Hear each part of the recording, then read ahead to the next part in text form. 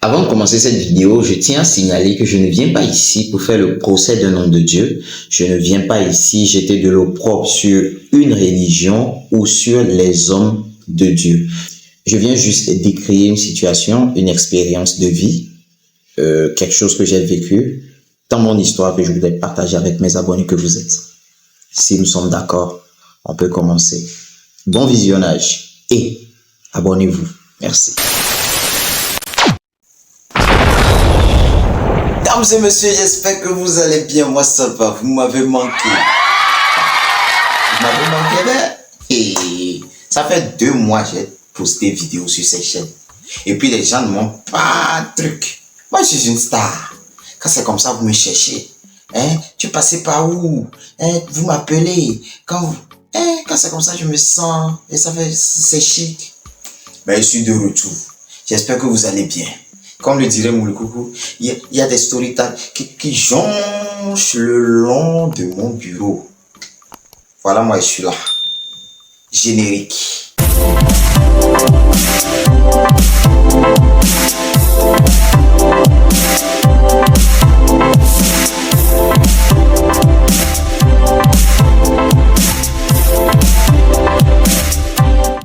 Vous n'allez jamais croire ce qui m'est arrivé avec un prêtre. Oui, vous avez très bien entendu. Vous n'allez jamais croire ce qui m'est arrivé. Ce que je vais vous raconter là, ça se passe le 26 décembre 2023. 26 décembre là, quand les gens fêtaient Noël, Jingle Bell, le lendemain, bye dans ma vie. Attendez, je vais vous raconter si vous êtes pressé. Vous-même, vous êtes affairé. Je viens vous faire béret là. Je suis sur ma moto en train de rentrer chez moi. Il devait sonner 21h. Ne me demandez pas, j'étais passé par où avant de rentrer. Là n'est pas le sujet. Je suis en train de rentrer. Il est 21h. Je suis sur la route. Je profite de la route. Je suis sur ma moto. Je n'écoute pas musique. J'ai pas bu. J'ai pas fumé. Je suis yeux clairs. Je suis sur ma moto et je rentre chez moi. Ou bien, je lève la tête et j'aperçois comme ça une voiture déboulée de l'autre côté. C'est-à-dire, vous voyez les 2 axes qui vont de part et d'autre. Vous avez toujours une terre-pleine centrale qui sépare les 2 voies. Il y a des voitures et des motos qui vont dans un sens, des voitures et des motos qui reviennent de l'autre. Il y a une voiture qui a déboulé dans l'autre sens, qui a percuté la terre-pleine centrale. Ses pneus ont explosé et est venue me percuter de plein fouet, m'a jeté du bas côté de la route. Bah, il y a eu mille choses. Lourdement, je suis tombé, mon sac de boulot, vous comprenez, je suis tombé, j'ai tenté de me relever, mais j'ai entendu un bruit assourdissant, un cri de douleur, de désespoir, un cri de peine qui a crié haut, je sais pas.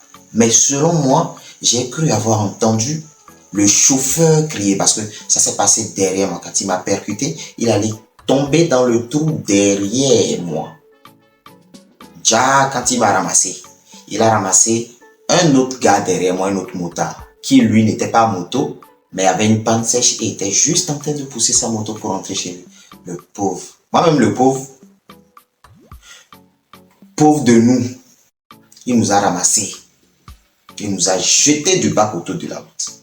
Je rappelle que quand il a déboulé de l'autre côté de la route et qu'il m'a pris en plein fouet, le cri que j'ai entendu n'était pas son cri, mais c'était le cri d'un autre motard qui l'a fauché derrière et à qui il a broyé les 2 pieds.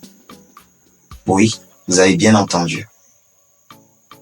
Ayant déboulé de l'autre côté de la route et ayant percuté la terre-pleine centrale, il avait les jambes en l'air vu que son pneu avait explosé. Donc, il a marché littéralement et a cisaillé les 2 pieds du monsieur. Je le savais pas parce que moi, j'étais dans mon coin. C'est les riverains qui sont revenus vers moi pour m'expliquer comme ça. T'es très chanceux. T'as quoi? Je leur ai expliqué que j'avais mal au genou. Je savais pas véritablement ce que j'avais, mais j'ai senti que je saignais. Jusqu'ici, je réalisais pas ce qui m'arrivait. Et on m'a dit que juste derrière moi, on a ramassé quelqu'un, lui n'a plus ses pieds et tout. Je devrais m'estimer très heureux. Je devrais prier le ciel parce que ce qui m'est arrivé pouvait être plus grave que ça. C'est la seule fois que j'ai vu le prêtre venir vers moi. Vous connaissez mon... Ah, j'ai tenté de me relever. Les riverains m'ont plaqué au sol. Ils m'ont expliqué comme quoi quand on a un accident, l'idéal serait de rester par terre, de ne pas se relever, parce que si il advenait qu'on ait été percuté en sorte d'avoir une plaie interne ou une déchirure interne, ça peut provoquer une hémorragie interne, ce qui pourrait compliquer ma situation. Ils m'ont expliqué ça d'une manière.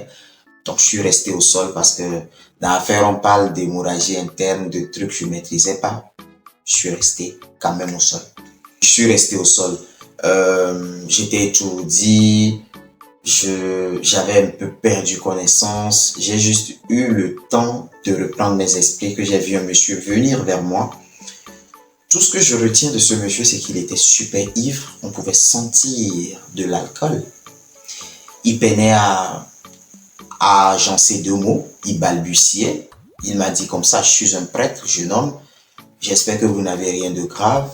Je suis à telle paroisse. Voici mon nom.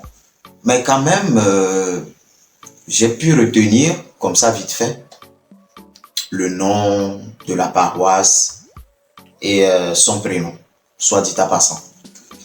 Et derrière, j'ai pris mon téléphone, j'ai appelé mon petit frère Léon, qui est venu avec sa chérie me chercher sur place. Je lui ai expliqué que j'ai eu un accident et il est venu pour me chercher. Avant qu'il n'arrive, j'ai vu arriver les sapeurs-pompiers. Ils sont arrivés, on leur a expliqué qu'il y avait 2 accidentés. Ils sont venus vers moi, ils m'ont demandé si je montais avec eux dans l'ambulance. Je leur ai expliqué que j'ai appelé un membre de ma famille, mon petit frère, en l'occurrence, qui vient me chercher pour qu'on aille à la clinique. Je ne savais pas si j'allais être traité dans les temps, donc je préférais aller en clinique, me faire soigner avant de vérifier si il y a d'autres complications. Voilà. Ok, on se comprend. Je ne vais pas expliquer plus que ça. Donc, mon petit frère est arrivé. Je rappelle que j'ai dit quand même au monsieur que je n'allais pas monter avec eux dans la voiture et tout, dans l'ambulance. Donc, ils sont partis. Et avant de partir, le monsieur m'a dit, dans ce cas, fais vite pour aller en clinique. Parce qu'on ne sait pas ce que tu as. On ne sait pas si tu as autre chose que ceci. Donc, fais vite pour être dans les prochaines minutes dans une clinique pour qu'on te prenne en charge. Je suis arrivé, Dieu merci, au-delà de quelques courbatures, j'avais juste une déchirure au niveau du genou. On a dû me faire une petite chirurgie. On m'a cousu, mais j'avais très mal au genou. Mon PC était fichu, ma moto était cassée, cabossée, ça pouvait pas bouger. On a juste trouvé le temps de garer ça auprès d'un riverain qui a bien accepté. Enfin, prendre la moto avec lui, le temps qu'on ne revienne chercher. Le lendemain, donc le lendemain, je suis rentré chez moi, j'ai pris 2 semaines pour me reposer. Et vu que le prêtre m'avait donné son nom et le nom de la paroisse, je suis allé vers lui et je lui ai expliqué comme ça, voilà, c'était moi que vous avez ramassé en temps avec votre voiture, en telle date et tout. Actuellement, c'est compliqué, ma moto est cassée, c'est chez le réparateur. C'est des réparations sur réparations. Le mécanicien t'appelle par rapport à telle panne, à telle pièce à acheter. C'était devenu compliqué. Je rappelle en temps que j'avais acheté des médicaments. Même au niveau de la clinique, c'était compliqué. Il fallait dépenser vite fait. On a trop dépensé. Et je lui ai expliqué comme ça que c'était pas de ma faute. T'es venu ramasser de mon côté de la route. Je ne suis pas venu demander forcément réparation. Mais si tu peux aider, aide quand même. C'est pas de ma faute. C'est un accident, certes, t'as pas voulu, mais si tu peux, aide, quoi. Voilà. Le monsieur m'a expliqué comme ça, ouais, qu'il se rappelle du fait qu'il y avait 2 accidentés, mais ce qu'il n'a pas compris, c'est qu'une fois arrivé à l'hôpital, il n'y avait qu'un seul accidenté. Je ne me suis pas rendu à l'hôpital, donc lui ne pourra pas expliquer à l'assurance que l'un des accidentés revienne réclamer réparation et tout. Ça va être compliqué pour lui de l'expliquer parce qu'il répond d'une paroisse, il y a une communauté qui gère et tout. J'étais là en mode, tu racontes quoi, mec? 10. Tu racontes quoi, en fait? Il dit, ok, laisse-moi ton numéro, je te rappelle dès que je discute avec la communauté, avec mes responsables et tout. J'ai laissé mon numéro, je suis parti. Au bout de 2 semaines, il m'a pas rappelé. Donc ça faisait déjà 1 mois. Je suis retourné à l'église, sur la paroisse. Je l'ai vu. Je lui ai dit, j'ai attendu votre appel enfin. Qu'est-ce qu'il en est? Pourquoi vous m'avez pas appelé? Il dit non, ouais, je vais t'appeler. On est toujours en pourparlers. J'en ai parlé avec mes supérieurs. On va trouver une solution. On va te dire si, on va te dire. J'ai dit, ok, vous avez mon numéro, appelez-moi. Je suis reparti. Je suis reparti, non. Nous étions en janvier. Là, nous sommes en juin. Il m'a jamais appelé. Il m'a jamais fait signe. Et je voulais le partager avec mes abonnés que vous êtes. Voilà. Donc, voilà ce qui est arrivé. Juste après, j'étais traumatisé. J'ai passé des mois à ne pas supporter des klaxons en route. J'ai mis du temps à reprendre la moto pour rouler parce que c'était compliqué. Je faisais des cauchemars. Bon, on va l'appeler, c'était un stress post-traumatique. C'était compliqué pour moi de me reprendre. Dieu merci, maintenant ça va mieux. Mon genou, je l'ai soigné. Je ressens encore de petites douleurs. C'est pas complètement guéri. Ça peut plus être mon genou d'avant.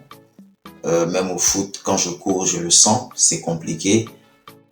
C'est dommage quand même que ce soit un homme de Dieu qui m'ait mis dans cet état et qui n'ait pas daigné lever un petit doigt pour quand même trouver une solution. Voilà.